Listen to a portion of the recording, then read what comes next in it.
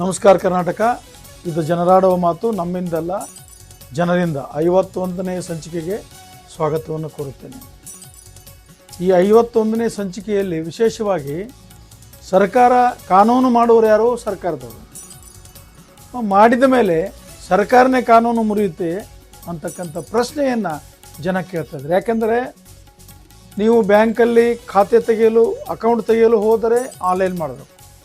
Online ಮಾಡಿ ಅಲ್ಲಿಗೆ ಹೋದರೆ ನಿಮ್ಮದು ಅಕೌಂಟ್ ಆಗುತ್ತೆ. ರೇಷನ್ ಕಾರ್ಡ್ ಅರ್ಜಿ ಆನ್ಲೈನ್.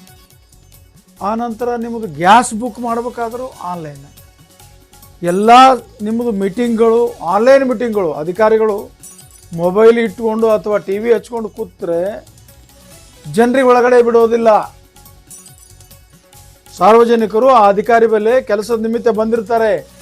ಆನ್ಲೈನ್ ಮೀಟಿಂಗ್ ಸುಮಾರು 4-5 ಗಂಟೆ ನಡೆಸಿ ಪಾಪ ಬಂದ ಜನ ಹಾಗೇ ಹೊಳ್ಳಿ ಹೋಗ್ತಾರೆ ತಿರುಗಿ. ಇದನ್ನು ಕೇಳೋರು ಯಾರು? ಆಯಿತು ಬಿಡಿ, ಪರವಾಗಿಲ್ಲ, ನೀವು ಆನ್ಲೈನ್ ಮಾಡ್ಕೊಳ್ಳಿ. ನೀವೆಲ್ಲ ಕಾನೂನು ಮಾಡಿದವರೆಲ್ಲ ಆಫ್ಲೈನ್ ಹೆಂಗೆ ಮಾಡ್ತೀರಿ? ಈಗ ಒಂದು ಯಾವುದೋ ಸರ್ಕಾರಿ ಕೆಲಸವನ್ನು ಮಂಜೂರು ಮಾಡಿ ಒಂದಿಷ್ಟು ಗ್ರೂಪ್ ಮಾಡಿ, ಈಗಂತೂ ಇದು ದೊಡ್ಡ ಹವಾಗಿದೆ, ಗ್ರೂಪ್ ಮಾಡೋದು. ಒಂದು 10 ಕೋಟಿ ಹಣ ಇಟ್ಟು ಒಂದು 10-20 ಕೆಲಸಗಳನ್ನ ಇಲ್ಲಿ ಕೂಡ ಮಾಡೋದು. ಇಂಥವು 100 ಕೆಲಸಗಳನ್ನ ಕೂಡಿಸಿ ಒಂದೇ ಸ್ಥಳದಲ್ಲಿ ಅದನ್ನು ಅಡಿಗಲ್ಲು ಮಾಡುವುದು. ಅಡಿಗಲ್ಲು ಮಾಡುವುದಕ್ಕಾಗಿ ಮುಖ್ಯಮಂತ್ರಿನೋ, ಜಿಲ್ಲಾ ಉಸ್ತುವಾರಿ ಮಂತ್ರಿನೋ ಅಥವಾ ಮಂತ್ರಿಗಳು ಆಫ್ಲೈನಲ್ಲಿ ಬಂದು ಯಾಕೆ ನೀವು ಅದನ್ನು ನೆರವೇರಿಸ್ತೀರಿ ಅಂತಕ್ಕಂಥ ಪ್ರಶ್ನೆ ಜನ ನಿಮಗೆ ಕೇಳ್ತಾ ಇದ್ದಾರೆ. ಕಾನೂನು ಮಾಡಿದವರು ಯಾರಪ್ಪ ಅಂತಲೂ ಕೇಳ್ತಾ ಇದ್ದಾರೆ. ಯಾಕ್ರಿ ಬರ್ಬೇಕು ನೀವು? ಸಾರ್ವಜನಿಕ ಹಣ, ಸರ್ಕಾರದ ಹಣ. ಯಾವ ಮಂತ್ರಿಗಳು ತಮ್ಮ ಹಣದಲ್ಲಿ ಬಂದು ಅಡಿಗಲ್ ಮಾಡೋದಿಲ್ಲ. ಹಣ ಖರ್ಚಾಗಬಾರ್ದು ಸರ್ಕಾರದ್ದು ಅಂತ ಒಂದು ನೆಪ ಹೇಳಿನೇ ಎಲ್ಲವನ್ನು ಆನ್ಲೈನ್ ಮಾಡಿದ್ದು. ಈಗ ಆನ್ಲೈನ್ ಮಾಡಿದ್ದೀರಾ? ಅವ್ಯವಹಾರ ನಿಂತಿದೆನಾ? 420 ನಿಂತಿದೆನಾ? ಏನು ಸ್ವಾಮಿ ಇದು? ಇರಲಿ ಬಿಡಿ, ಆನ್ಲೈನ್ ಪರವಾಗಿಲ್ಲ. ಪೇಪರ್ ಲೆಸ್ ಅಂತೀರಿ, ಪೇಪರೇ ಬೇಕಾಗಿಲ್ಲ ಅಂತ ಭಾರತ ಸರ್ಕಾರ ಹಿಡಿದು ಕರ್ನಾಟಕ ರಾಜ್ಯ ಸರ್ಕಾರ ಕೂಡ ಹೇಳ್ತದೆ. ಏನು ಮಾಡ್ತೀರಿ? ಪೇಪರ್ ಕೇಳ್ತೀರಿ. ಸುಮ್ಮನೆ ಒಂದು ಬ್ಯಾಂಕಿಗೆ ಹೋಗಿದ್ದೆ ನಾನು, ಎಲ್ಲ ಪೇಪರ್ಸ್ ಕೇಳಿದ್ರು, ಶೀಲು ಕೇಳಿದ್ರು. ನಾನು ಆನ್ಲೈನ್ ಯುಗದಲ್ಲಿ ಯಾಕ್ರಿ ಶೀಲು? ಎಲ್ಲ ಆನ್ಲೈನ್ ತಗೊಳ್ಬೇಕು ಅಂದರೆ ಸಾರ್ವಜನಿಕರಿಗೆ ಜೀವ ತಿನ್ನುವ ಕೆಲಸ ಈ ಸರ್ಕಾರಗಳು ಮಾಡ್ತವೆ ಅಂತಕ್ಕಂಥ ಮಾತನ್ನು ಕೂಡ ಜನ ಹೇಳ್ತಾ ಇದ್ದಾರೆ.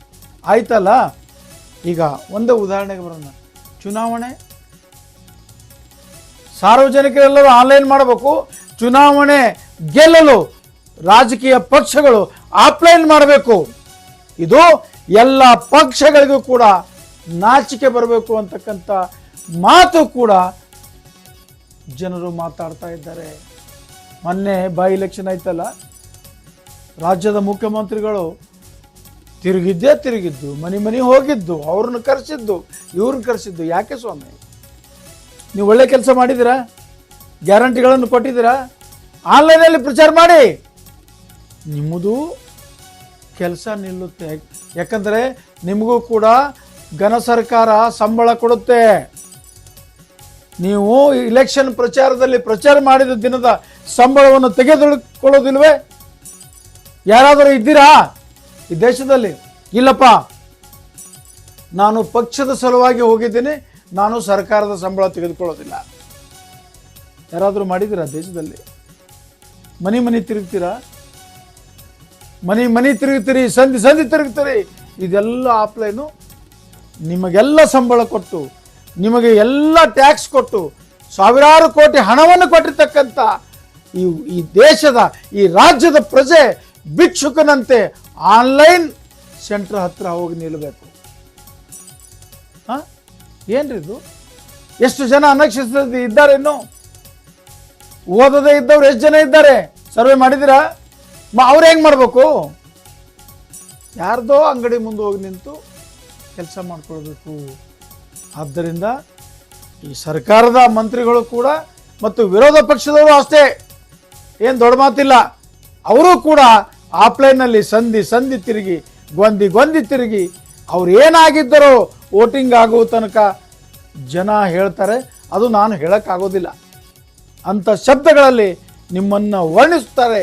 ಅಂದರೆ ನೀವೆಷ್ಟು ದೊಡ್ಡವರು ಅಂತಕ್ಕಂಥ ಮಾತು ಬರುತ್ತದೆ.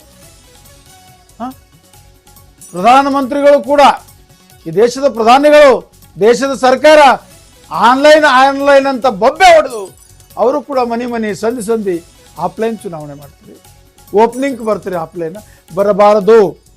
ನಿಮ್ಮ ಬಲ್ಲಿ ಮನುಷ್ಯತ್ವ ಇದ್ದರೆ, ನೀವೇನಾದರೂ ಮಾನವರೇ ಆಗಿದ್ದರೆ ಆಫ್ಲೈನ್ ಎಲ್ಲೂ ಕಾಣಿಸ್ಕೊಳ್ಬೇಡಿ ಅಂತಕ್ಕಂಥ ಮಾತನ್ನು ಈ ರಾಜ್ಯದ, ಈ ದೇಶದ ಜನ ಹೇಳ್ತಾ ಇದ್ದಾರೆ. ಇನ್ನು ಮುಂದಾದರೂ ಎಚ್ಚೆತ್ತುಕೊಂಡು ನೀವೇನು ಕಾನೂನು ಮಾಡಿದಿರಿ ಅದನ್ನು ನಡೆಸಿಕೊಡ್ತೀರಿ ಅಂತಕ್ಕಂಥ ಮಾತನ್ನು ಹೇಳ್ತಾ, ಜನರಾಡುವ ಮಾತು ಇದು ನಮ್ಮಿಂದಲ್ಲ ಜನರಿಂದ 51ನೇ ಸಂಚಿಕೆಗೆ ವಿರಾಮ ಕೊಡುತ್ತೇನೆ. ನಮಸ್ಕಾರ.